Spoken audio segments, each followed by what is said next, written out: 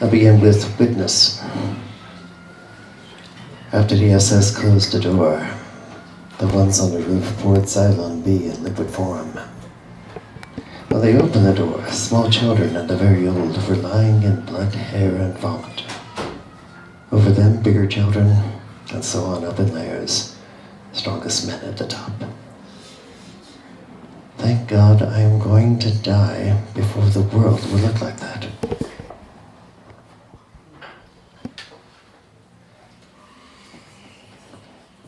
Sentencing.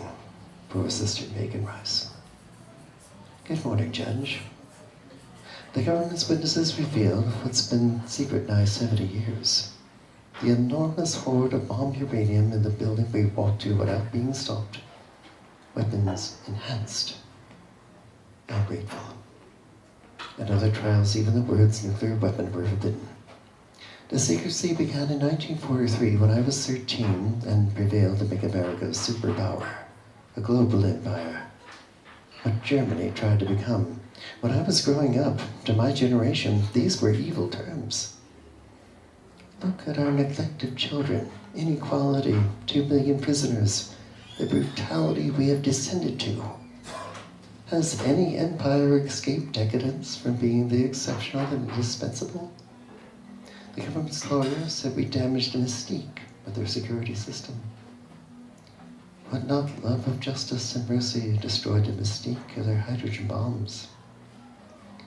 The government's lawyer called us recidivists who glorify laws as this. Ever remind you of what you forbid us to tell the jury? The United States is party to treaties designed to lead us to peace.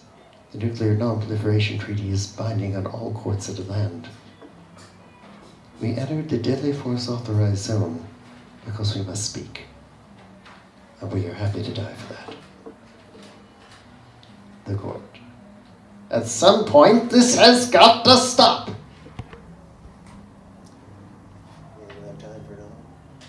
Okay. So I'll conclude with steps of faith. It began in 1981 when I heard about nuclear winter. Soot from burning cities would block the sunlight and we would freeze.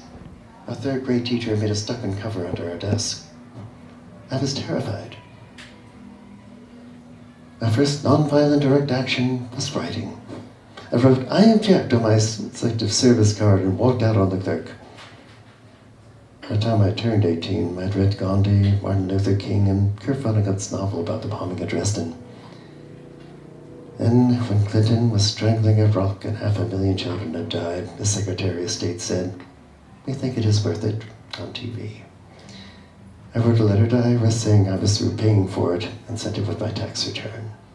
They assessed me for $5,000, the first tax return. I did not pay, and I kept writing them. Looking back at my naive, impulsive self at 34, the older and wiser man of 50 says, "Good intentions, but not the best executive strategy." But I do this and propel me. And ignorance of tax law got me charged with fraud. Then he said, "Wait till your day in court." The judge and prosecutor keep tight control. Many tell me peace is a hopeless cause. Unless we make peace, all causes are hopeless. Over 15 years, I denied them 1/3 the cost of a cruise missile.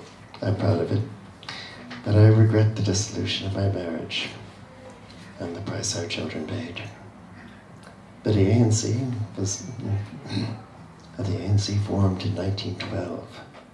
South Africa had their first free election in 1996. These choices require steps of faith.